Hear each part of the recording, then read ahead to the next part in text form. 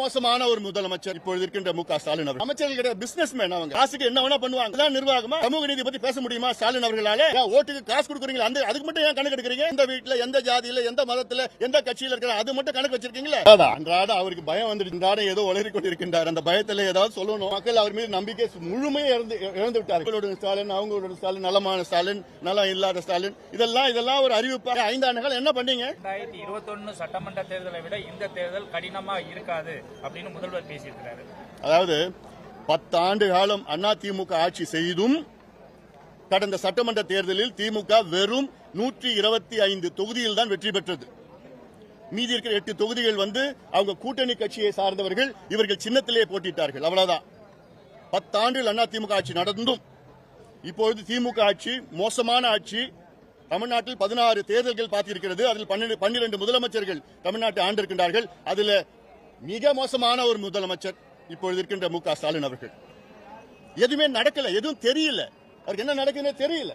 ஏதோ 2-3 அதிகாரிகளும் 4 வியாபாரிகளும் தமிழ்நாட்டை ஆட்சி நடத்தி கொண்டிருக்கின்றார்கள். 4 வியாபாரிகள் யார் தெரியுமா? அமைச்சர்கள் போர்வையில். அவங்க அமைச்சர்கள் பிசினஸ் மேன், அவங்க காசுக்கு என்ன வேணா பண்ணுவாங்க. இதுதான் நிர்வாகமா? சமூக நீதி பத்தி பேச முடியுமா ஸ்டாலின் அவர்களால?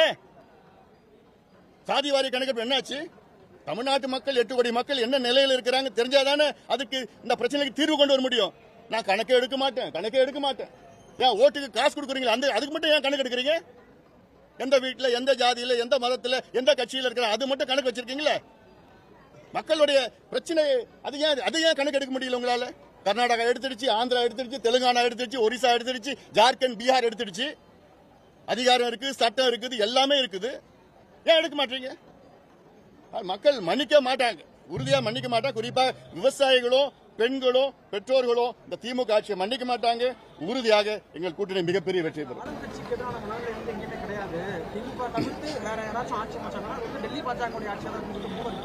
அதான் அன்றாட அவருக்கு பயம் வந்துடுச்சு. அன்றாட ஏதோ உளறி கொண்டிருக்கின்றார். அந்த பயத்தில் ஏதாவது சொல்லணும். ஏன்னா மக்கள் அவர் மீது நம்பிக்கை முழுமையை இழந்து விட்டார்கள். ஏதாவது இந்த 45 நாள்ல 26 அறிவிப்புகள். உங்களோட ஸ்டாலின், அவங்களோட ஸ்டாலின், நலமான ஸ்டாலின், நலம் இல்லாத ஸ்டாலின், இதெல்லாம் ஒரு அறிவிப்பா? ஏன் 5 ஆண்டுகள் என்ன பண்ணீங்க?